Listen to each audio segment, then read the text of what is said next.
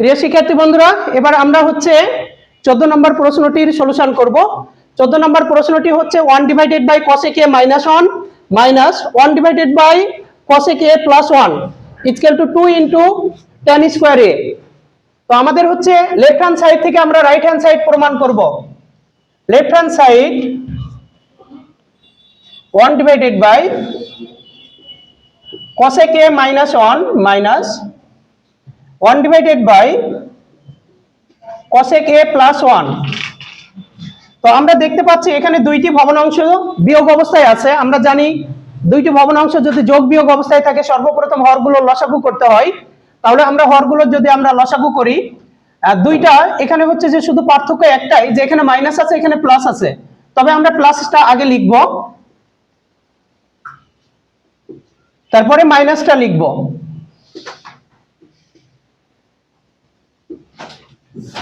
এবার লসাগুকে আমরা প্রথম ভগ্নাংশের হর দ্বারা ভাগ দিব।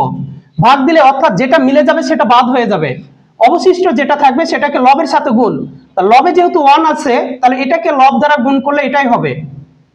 তাহলে cosec a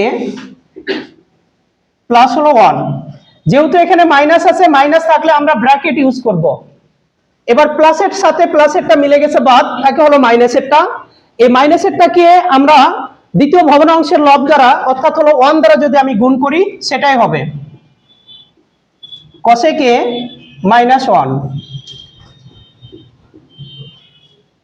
তাহলে cosec a plus 1 এই মাইনাস দ্বারা গুণ করলে ব্র্যাকেটের ভিতরের চিহ্ন পরিবর্তন হয়ে যাবে। তাহলে মাইনাস প্লাসে মাইনাস cosec a মাইনাসে প্লাস ডিভাইডেড বাই, আমরা দেখতে পাচ্ছি a plus b into a minus b সমান সূত্র হচ্ছে a square minus b square, অর্থাৎ 1 এর উপর স্কয়ার করলে 1 হয়। আমরা দেখতে পাচ্ছি এটা মাইনাস এবং এটা প্লাস। যোগ বিয়োগের সময় যদি দুইটি পদ একই হয়, চিহ্ন যদি বিপরীত হয় তাহলে কাটাকাটি যায়। তাহলে এখানে 1 আর 1 যদি আমরা যোগ করি তাহলে হবে 2। cosec স্কয়ার মাইনাস 1 সমান হলো আমরা জানি cot স্কয়ার। এবার 2টাকে সামনে নিলাম, তাহলে 1 ডিভাইডেড বাই cot স্কয়ার।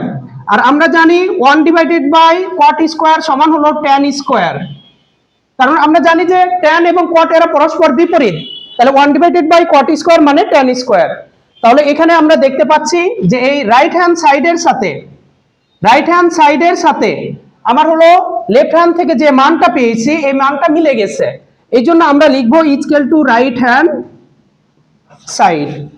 অতএব left hand side equal to right hand side proved. তো প্রিয় শিক্ষার্থী বন্ধুরা, আমরা হচ্ছে যে এই 14 নম্বর যে অঙ্কটি করলাম, মানে 13 নম্বরের আলোকেই যে আমরা অতি সহজে ম্যাথটি আমরা করতে পারলাম। এরপরে আমরা করব হলো 15 নম্বর অঙ্ক। 15 নম্বর অঙ্ক আছে আমাদের হলো sin a divided by 1 minus cos a।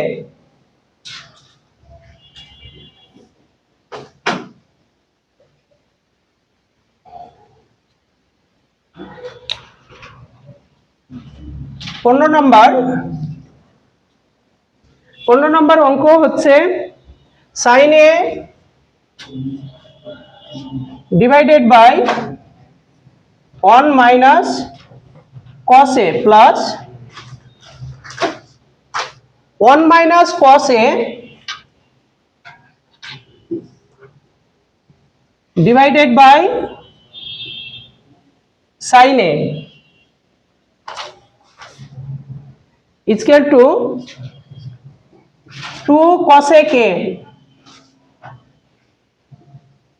আবারও বলতেছি, প্রশ্নটি ছিল sin a divided by 1 minus cos a plus 1 minus cos a divided by হলো sin a সমান সমান প্রমাণ করতে হবে 2 cosec a।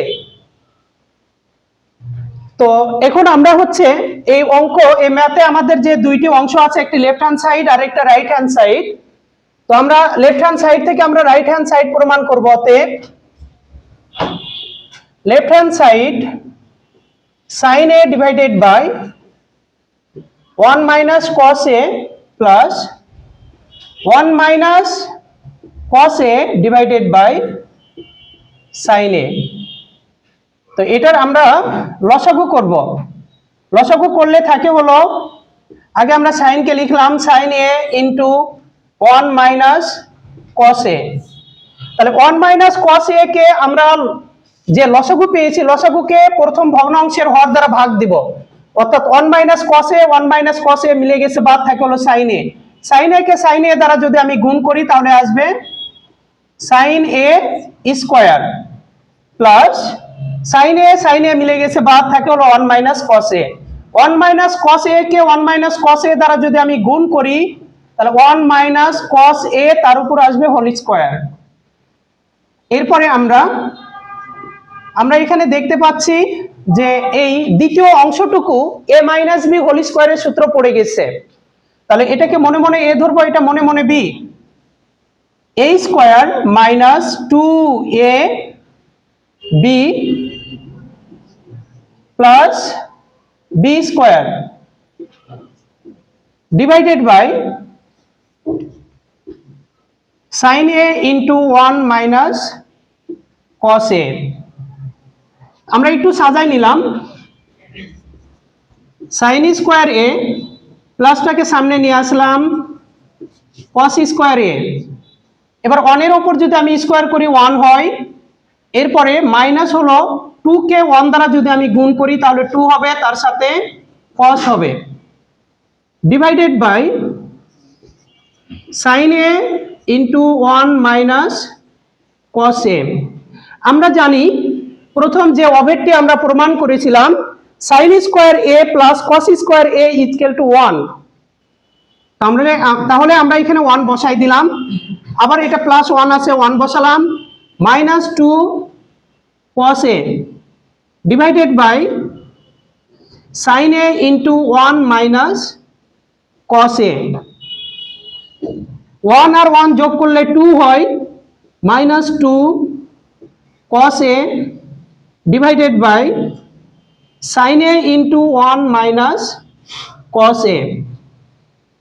এবার ভগ্নাংশের লব থেকে আমরা দেখতে পাচ্ছি দুইটি পদ থেকে কমন একটি উপাদান আছে, সেটি হলো 2। 2টাকে আমরা কমন নিলাম, তাহলে এখানে থাকে 1 আর এখানে থাকে হলো cos a। উপর থেকে আমরা 2 কমন নিলাম, থাকে হলো 1 minus cos a divided by নিচে আমাদের সাইন আছে sin a into 1 minus cos a। তাহলে তল এবং উপর এই দুইটা মিলে গেছে, আমরা কেটে দিলাম, তাহলে থাকে হলো 2 into 1 divided by sin a। আর 1 ডিভাইডেড বাই sin a মানে আমরা জানি cos a কে। তো প্রিয় শিক্ষার্থী বন্ধুরা, আমরা যে 15 নম্বর যে অঙ্কটি আমরা করতেছিলাম, লেফট হ্যান্ড সাইড থেকে আমরা রাইট হ্যান্ড সাইডের মান আমরা পেয়ে গেছি। তাহলে ইকুয়াল টু আমরা লিখবো হলো রাইট হ্যান্ড সাইড, অতএব left hand side equal to right hand side proved. তো আশা করি তোমরা এই ম্যাথটি তোমরা বুঝতে পারছো। তো এই জাতীয় যত আমাদের ম্যাথ আছে আমরা যেন করতে পারি, তাহলে এই ক্লাসটি তোমাদেরকে এই ম্যাথগুলো করতে তোমাদেরকে সহযোগিতা করবে।